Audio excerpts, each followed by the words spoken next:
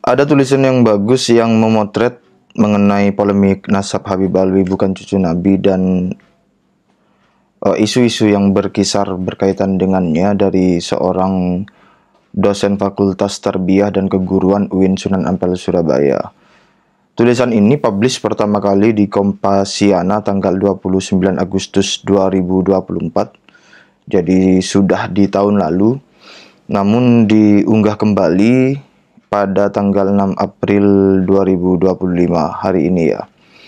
Judulnya adalah Polemik Nasab Habib Alwi, Kebenaran Ilmiah versus Otoritatif. Teman-teman bisa membacanya sendiri di link yang saya sematkan di kolom deskripsi. Nama penulisnya adalah Dr. Irfan Tamwifi, dosen Fakultas Tarbiyah dan Keguruan UIN Sunan Ampel Surabaya.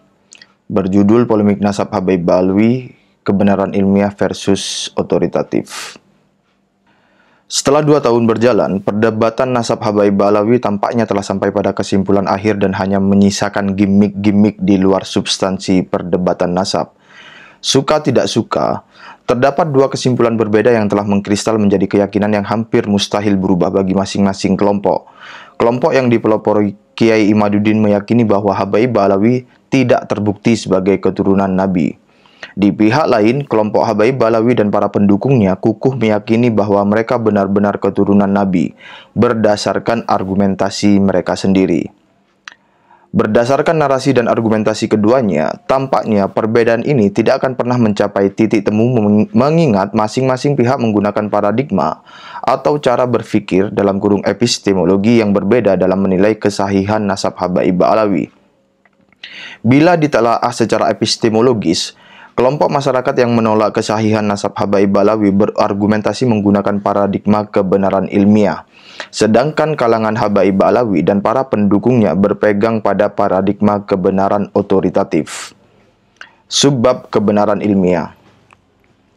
Kebenaran ilmiah adalah kebenaran yang didasarkan atas cara berpikir ilmiah, yaitu kebenaran yang dibangun berdasarkan fakta atau bukti berupa data-data yang dapat diverifikasi, diuji validitasnya, serta memenuhi hukum logika ilmiah.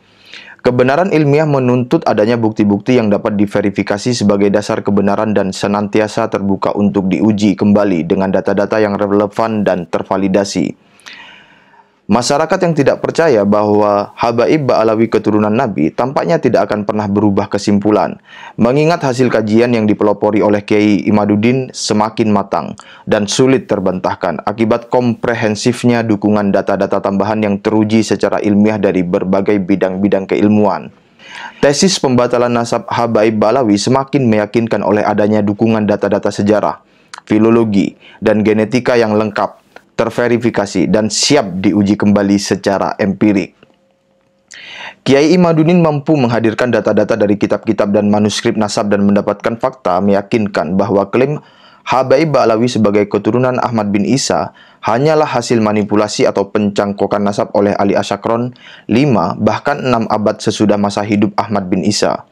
Berdasarkan data-data manuskrip pula, Kiai Imaduddin mampu memperlihatkan bukti bahwa Ahmad bin Isa tidak hijrah ke Yaman dan tidak memiliki anak bernama Ubaidillah atau Abdullah yang diklaim sebagai datuk nasab Habib Alwi dan menjadi penghubung nasab mereka dengan nasab Nabi SAW.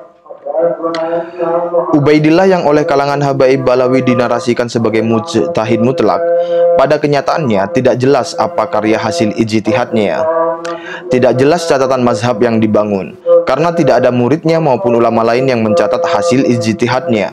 Padahal, bila benar seorang mujtahid besar, pasti ada ulama lain yang mengutip, dalam kurung nukil, pendapat atau menyebutkan namanya. Cerita tentang Ubaidillah tidak ditemukan dalam kitab dan manuskrip pada masanya, dalam kurung kitab sejaman, selain dari cerita Habib Alwi sendiri. Indikasi pemalsuan yang dilakukan oleh Ali Asyakron muncul akibat adanya, saya ulangi, indikasi pemalsuan yang dilakukan oleh Ali Asyakron muncul akibat tidak adanya bukti-bukti kitab atau manuskrip lain pada masanya yang dapat dijadikan bahan untuk verifikasi. Bahkan banyak nama dalam rangkaian nasab yang dituliskan Ali Asyakron terindikasi sebagai nama-nama fiktif karena tidak ada data manuskrip yang mencatat nama-nama mereka. Padahal di antara nama-nama tersebut ada nama Faqih Muqaddam yang oleh para habaib Balawi diglorifikasi memiliki derajat kewalian yang lebih tinggi dibanding Syekh Abdul Qadir Al-Jailani. Bukti-bukti penambahan isi beberapa kitab nasab oleh kalangan Balawi menambah keyakinan adanya kecenderungan memanipulasi catatan nasab dari beberapa pendahulu mereka. Data-data itulah yang mengantarkan pada kesimpulan bahwa nasab habaib Balawi terputus (mungkotek) dan secara ilmiah diyakini tidak tersambung dengan nasab Nabi. Sebagai kajian ilmiah, data-data dalam kitab-kitab dan manuskrip tersebut dapat diverifikasi kebenarannya oleh siapapun secara historis maupun filologis, sehingga sulit dibantah kebenarannya. Penelusuran filologis oleh Menahem Ali juga mengungkapkan asal-usul klan Ba'alawi yang berasal dari Hadrami secara meyakinkan bukan berasal dari ras Arab, apalagi dari suku Quraisy, melainkan dari ras Askenazi.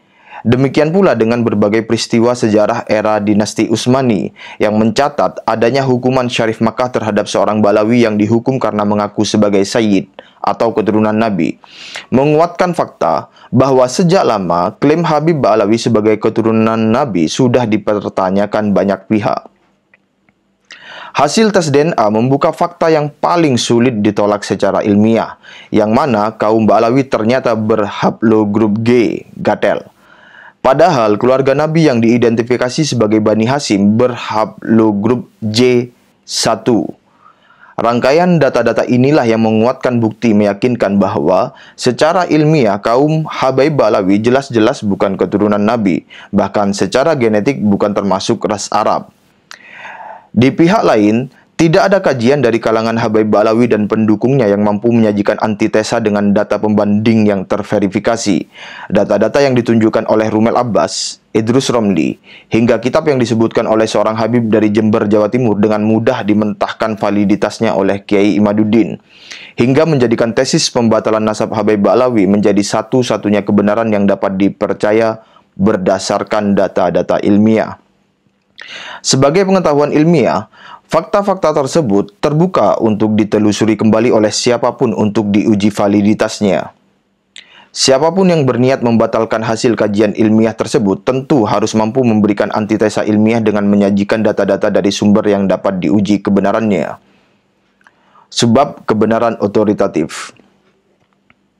Meski sedemikian jelasnya dukungan data ilmiah ditunjukkan oleh Kiai Imaduddin, Menahem Ali, dan berbagai peneliti dan pemerhati nasab, bukan berarti kaum habaib Ba'alawi menyerah begitu saja. Kaum habaib Ba'alawi tetap kukuh dengan klaim mereka sebagai keturunan Nabi dengan membangun narasi yang berbeda. Narasi dan argumentasi yang mereka gunakan secara epistemologis berpijak pada paradigma kebenaran otoritatif. Kebenaran otoritatif adalah sebuah konsep kebenaran yang tidak didasarkan atas bukti berupa data-data yang valid dan teruji, melainkan hanya berdasarkan pendapat atau pengakuan tokoh atau lembaga tertentu yang dianggap lebih tahu atau lebih berhak memberikan pendapat. Kebenaran otoritatif tidak memerlukan data apapun sebagai bukti kebenaran, bahkan kadang-kadang tidak harus masuk akal. Dasar kebenaran otoritatif adalah keyakinan bahwa pendapat tokoh-tokoh atau institusi tertentu memiliki kasta lebih tinggi dalam menentukan kebenaran dibanding yang lain, sehingga harus dipercaya dan diikuti. Penggunaan kebenaran otoritatif dapat dicermati dari argumen utama habaib Ba'alawi yang banyak menarasikan pendapat tokoh-tokoh (ulama besar) seperti Imam Nawawi dan para ulama berpengaruh semisal Kiai Hasyim Asy'ari, Kiai Maimun, atau guru sekumpul sebagai dalil kesahihan nasab mereka.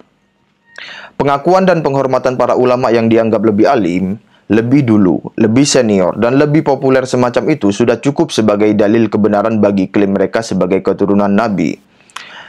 Logika kebenaran otoritatif kurang lebih berbunyi, bila ulama-ulama besar sudah mengakui, berarti tidak perlu dipertanyakan lagi kebenarannya, apalagi oleh ulama yang levelnya dinilai lebih rendah. Kebenaran didasarkan atas siapa yang berbicara, bukan pada kualitas data dan argumentasinya. Hasil kajian seilmiah apapun tidak diterima apabila para pengkajinya dianggap tidak lebih alim dan diakui lebih soleh dibanding tokoh-tokoh yang mereka jadikan sandaran kebenaran, sekalipun ukuran kealiman tidak jelas parameternya. Kebenaran otoritatif cenderung mengandung logika sesat, logical fallacy, karena berusaha membungkam lawan bicara bukan karena kualitas pendapatnya tetapi karena statusnya. Melecehkan lawan bicara dalam kurung ad hominem menjadi cara lazim bagi pengguna logikal fallacy dalam membungkam lawan bicaranya. Hal ini terlihat dari narasi dan framing para habaib Balawi yang cenderung mendelegitimasi, merendahkan, hingga menafikan tokoh-tokoh yang membatalkan nasab mereka dengan menyebut mereka sebagai kroco-kroco yang tidak berhak, tidak kompeten, tidak berilmu, tidak absah, tidak layak dipercaya, bukan pakar nasab, tidak mewakili lembaga nasab, tesis abal-abal, pemecah belah, dan berbagai narasi merendahkan lainnya. Narasi dan framing tersebut ditujukan agar para pembatal nasab tidak dipandang lebih hebat, lebih tinggi derajat kealimannya, dan tidak lebih dapat dipercaya dibanding tokoh-tokoh yang mereka jadikan legitimasi. Para habaib Balawi sangat keberatan dengan masyarakat luas, apalagi mereka yang status sosialnya dianggap tidak selevel dengan golongan mereka turut terlibat dalam polemik nasab Habib Balawi. Itu sebabnya, dalam beberapa kasus, mereka dan pendukungnya tidak segan melakukan persekusi dan kekerasan demi membungkam masyarakat yang mendukung pembatalan nasabnya. Kalangan habaib Balawi sangat sensitif terhadap tokoh-tokoh yang dinilai mendukung pendapat Kiai Imaduddin. Dari video di media sosial, mereka terlihat langsung beramai-ramai mendatangi Kiai Miftahul Ahyar, Kiai Syukron Makmun, dan seorang ibu nyai di Jawa Timur setelah beredar pernyataan yang menunjukkan sikap netral dan terkesan mendukung kajian nasab habaib Balawi. Tidak lama berselang, tokoh-tokoh tersebut mengubah pandangannya melalui pernyataan yang lebih lunak, bahkan meminta maaf. Sedemikian pentingnya sebuah pengakuan membuat kaum habaib Balawi cenderung bereaksi keras terhadap tokoh-tokoh yang terang-terangan mendukung kelompok pembatal nasab mereka. Gus Muafik, Mahfud MD, dan apalagi Rhoma Irama dicerca habis-habisan karena terang-terangan mendukung pembatalan nasab Balawi. Hal ini dikarenakan dukungan tokoh berpengaruh potensial menjadi sandaran kebenaran bagi masyarakat. Mengingat dasar klaim nasab habaib Balawi hanyalah pengakuan dan bukan bukti ilmiah, maka para habaib Balawi dan para pembelanya cenderung menghindar untuk menanggapi tesis Kiai Imad, Menahem Ali, maupun hasil tes DNA dengan mengajukan data-data pembanding. Minimnya bukti material yang mampu menyangkal membuat usaha menjawab tesis dengan data-data ilmiah oleh Rumel Abbas, Idrus Romli, dan para pembela habaib Balawi begitu mudah dimentahkan oleh Kiai Imaduddin dan para pendukung pembatalan nasab. Apalagi menguatnya tuntutan pembuktian nasab melalui tes DNA membuat kaum habib Balawi benar-benar mustahil menyangkal pembatalan nasab mereka dengan bukti ilmiah yang sepadan. Para habaib Balawi dan pendukungnya lebih memilih sibuk menggalang dukungan dan pengakuan tokoh-tokoh berpengaruh di dalam dan luar negeri sebagai dasar pengakuan atas kesahihan nasab mereka.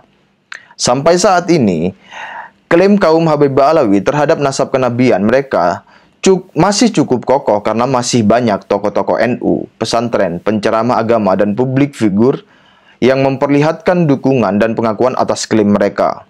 Dari berbagai postingan habaib dan para pendukungnya terlihat bahwa mereka juga banyak mendekati tokoh-tokoh penting di berbagai negara Timur Tengah. Di awal-awal polemik nasab, salah seorang pembela kaum Balawi sempat memperlihatkan tulisan tangan yang menunjukkan dukungan pakar nasab dari Timur Tengah. Meski tidak memberikan bukti apapun, pernyataan dan apresiasi tokoh-tokoh Timur Tengah mulai dari Mahdi Rojai hingga Syekh Ali Jum'ah banyak diekspos sebagai bukti pengakuan atas klaim kesahihan nasab mereka. Kalangan habaib Balawi dan pendukungnya juga banyak mengekspos keterlibatan mereka dalam forum-forum asyraf dunia. Intensitas mereka mendatangi lembaga-lembaga sertifikasi nasab bukan mustahil juga dalam upaya mendapatkan pengakuan dalam kurung isbat tertulis dari berbagai lembaga sertifikasi atau dalam arti nakobah internasional atas nasab mereka. Hal ini sangat memungkinkan mengingat pengakuan seperti ini dapat menjadi bukti paling meyakinkan untuk melegitimasi keabsahan klaim mereka sebagai keturunan Nabi, sekalipun belum jelas nakobah mana yang sudah memberikannya. Penutup.